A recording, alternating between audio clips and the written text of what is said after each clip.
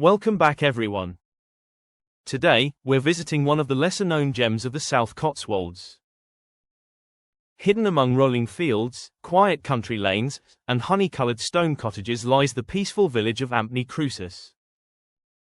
Located around 100 miles west of London, this small English village may appear quiet at first glance, but beneath its peaceful appearance lies a fascinating history stretching back nearly 2,000 years.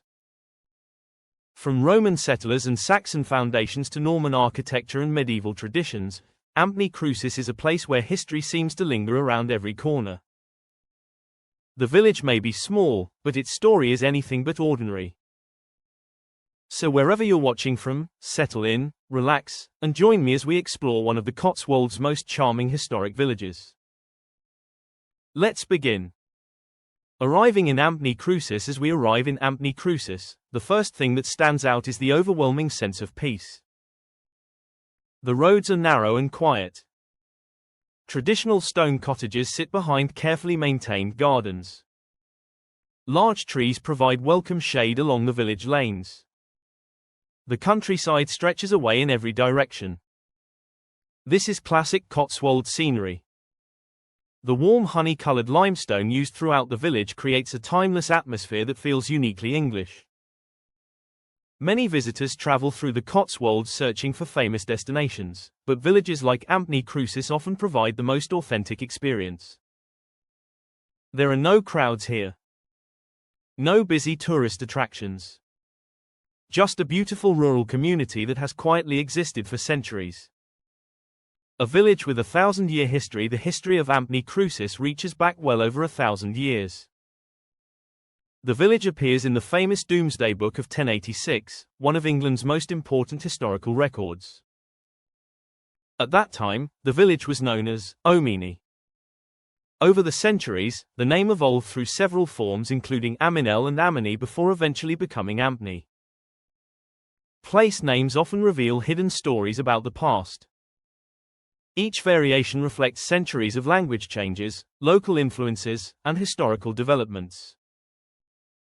The name we know today is simply the latest chapter in a story that has been unfolding for generations. Walking through the village, it is remarkable to think how many people have lived here before us. Farmers, craftsmen, priests, travelers. Families who spent their entire lives within sight of these same fields and stone buildings.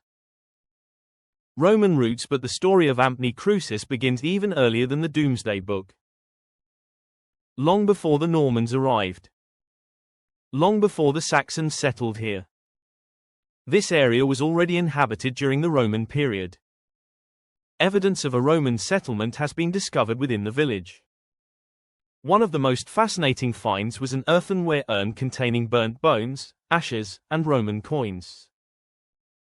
The discovery provides a direct connection to people who lived here nearly 2,000 years ago.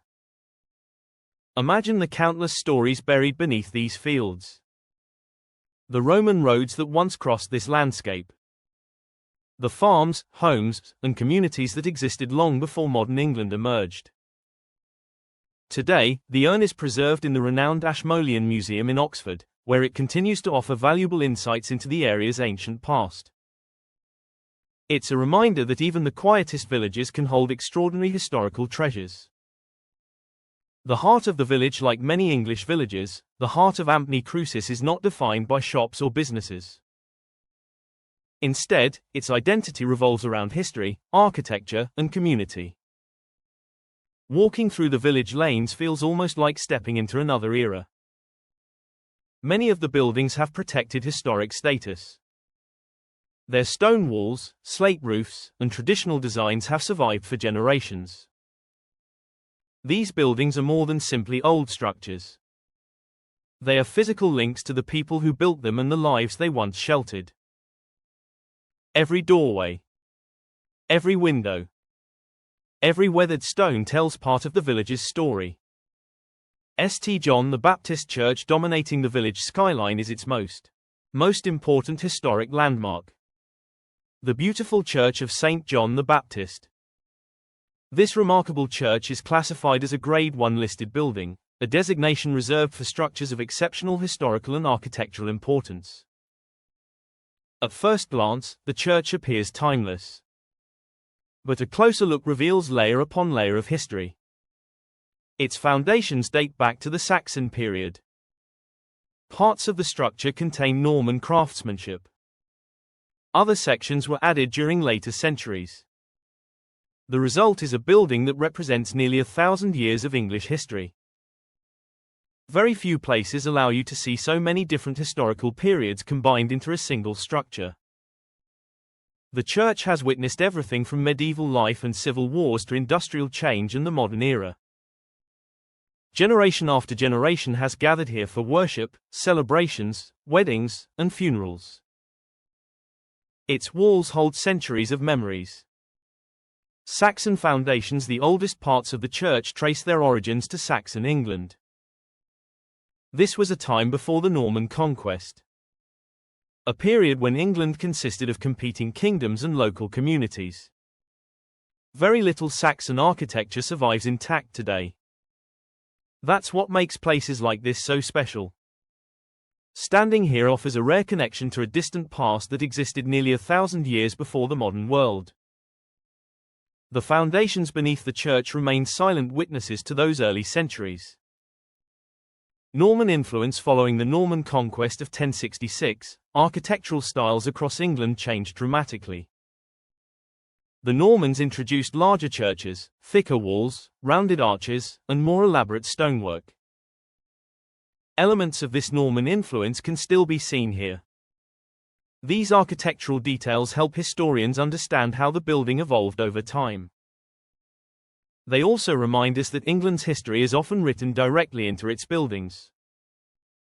Rather than replacing older structures completely, generations frequently expanded and adapted what already existed. The result is a fascinating blend of styles and periods. The Victorian Restoration. Like many historic churches across England, St. John the Baptist underwent significant restoration during the 19th century. One of the most important restoration projects took place around 1870 during the Victorian era. Victorians had a deep interest in preserving historic buildings. Many churches that had fallen into disrepair were carefully restored during this period.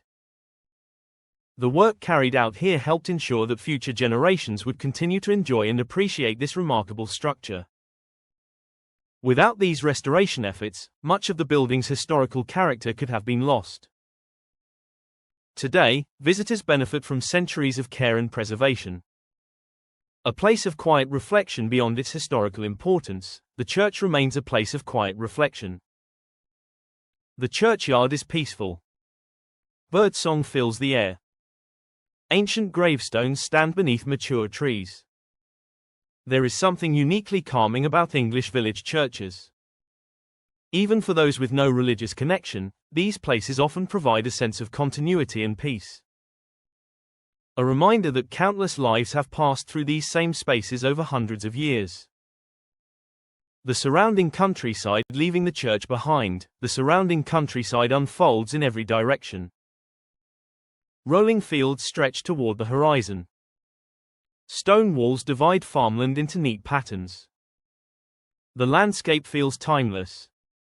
Agriculture has shaped this region for centuries. Many of the fields visible today would have been recognizable to villagers hundreds of years ago. The rhythm of rural life continues much as it always has. Season after season. Year after year. Ampney Crucis in popular culture. Interestingly, the name Ampney Crucis has also appeared in popular culture. It was used as the name of a character in the British science fiction comic series 2000 AD.